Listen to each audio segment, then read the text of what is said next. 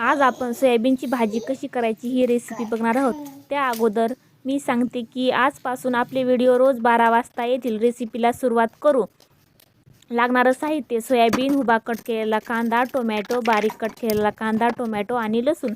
गॅसवर एका साईडला पाणी ठेवायचं, गॅस लावून घ्यायचा। नंतर दुसऱ्या साईडला गॅसवर पातेलं ठेवायचं, गॅस लावून घ्यायचा। पातेल्यामध्ये थोडंसं तेल टाकायचं। तेल गरम झाल्यानंतर कांदा, टोमॅटो आणि लसूण टाकायचा, तेलामध्ये तळून घ्यायचा।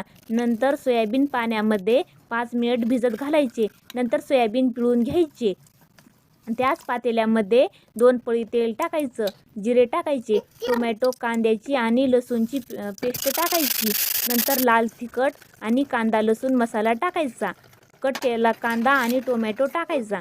नंतर हळद पावडर टाकायचं, मिक्स करून घ्यायचं। थोडीशी साखर टाकायची, मिक्स करून घ्यायचं। 5 मिनिट झाकून ठेवायचं, झाकण काढायचं। सोयाबीन टाकायचे, नंतर गरजेनुसार पाणी टाकायचं, थोडंसं मीठ टाकायचं, थोडंसं शेंगदाण्याचं पीठ टाकायचं। सोयाबीनची भाजी तयार आहे। रेसिपी कशी वाटली कमेंटमध्ये सांगा। आवडली असेल तर सबस्क्राईब नक्की करा।